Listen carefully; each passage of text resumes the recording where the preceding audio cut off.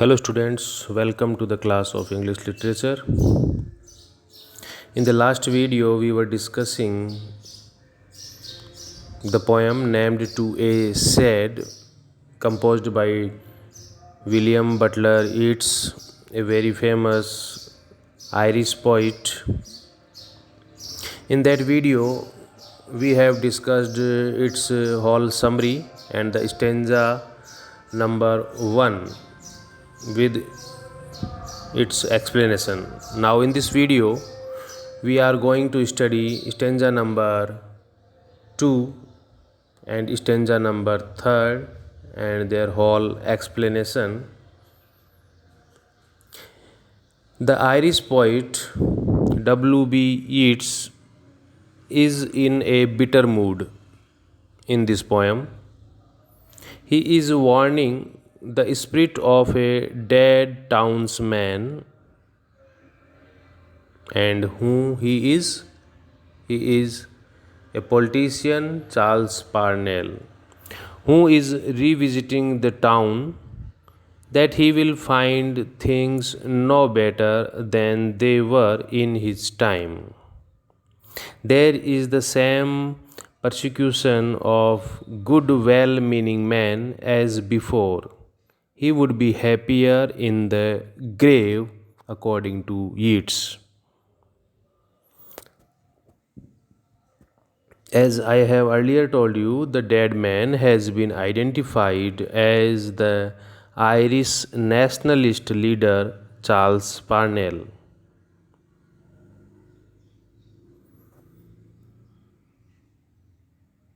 Now we will move towards to our explanation. Stanza number 2, I am reading out it.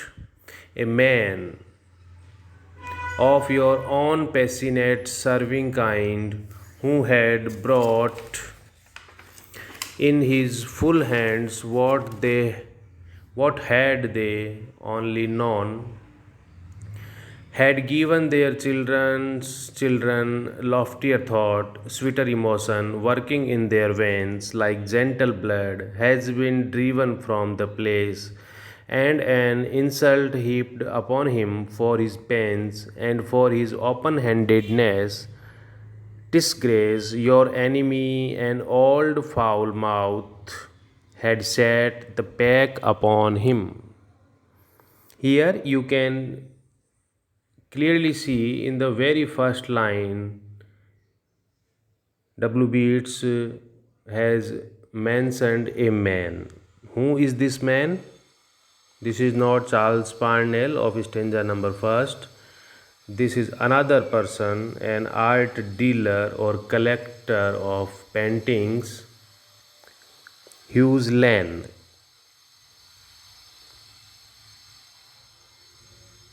This reference to another Irishman, Hughes Lane.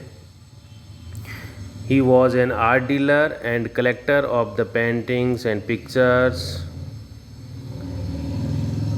and he is best known for establishing Dublin's Municipal Gallery. Yeats is comparing the efforts Lane made to improve the city to those which Parnell attempted. Both were repudiated by the public. Repudiated means insulted. They worked a lot for the beneficial of their townsmen, but what they get? They got only insult from the public. Lane thought to bring some of his best paintings by artists such as Manet and Degas to Dublin. But the city thought otherwise. The city didn't take interest in it. The building to house them was going to cost a great deal of money, and the public itself pushed back against the idea that foreign art was needed to improve Ireland. The poet speaks on how the works Lan sought to bring to Dublin would have bettered the city. They would have given the children of the city loftier thoughts and created sweeter emotion in their veins. Means it would have made children's mind more thoughtful, and it may have aroused sweeter emotion in their mind. These are human characteristics the speaker saw as having been driven from city.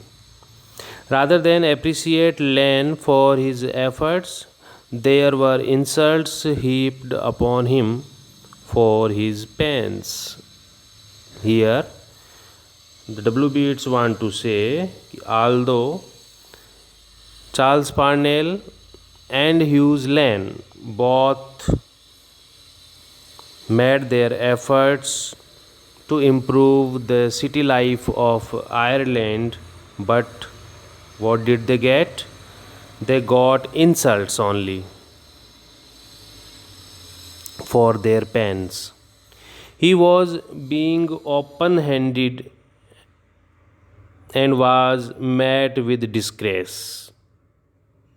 The speaker sees the action of the public as shameful, but only what could be expected at this time. The way Lan was treated is more than comparable to the treatment of Parnell.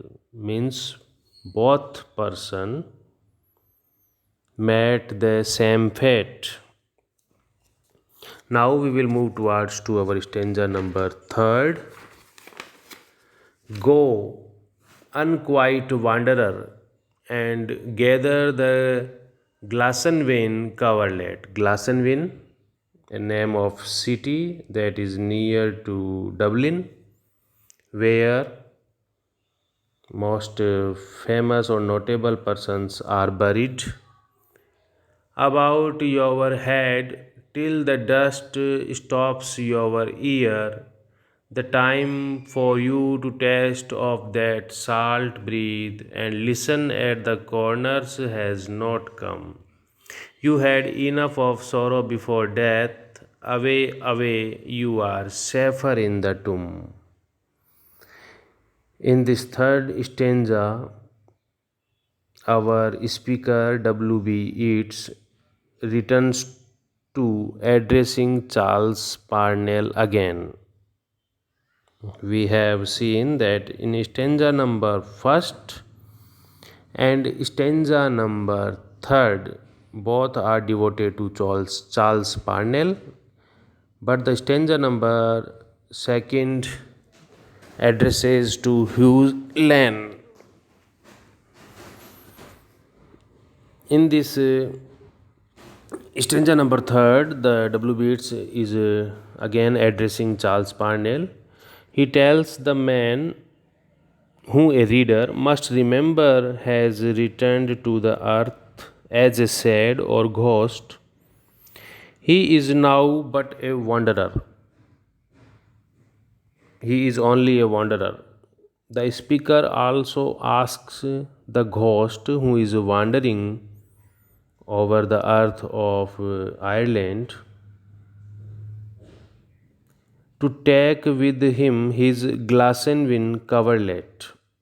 He is referring to the cemetery in which Parnell was buried in the north of Dublin, as I have earlier told you that Glasnevin is a name of city that was quite near to Dublin, where all the notable persons were buried,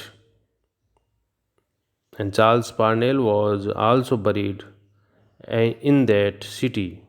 So the speaker here says that you should return to your grave. The speaker says that the Charles Parnell should go back to the dirt, to that tomb in which he was buried until the dust stops his ear, because people are very harsh and are not loving to him. The speaker believes that Parnell will be safer and less sorrowful beneath the earth than above it, where the public can still offend him. So he says that you are safer in your tomb. So please go away, away, away to your tomb and not to come again on this earth, because this country is not favorable to you. That was the whole explanation of this poem. I hope you got the idea, and now you will able to paraphrase the poem.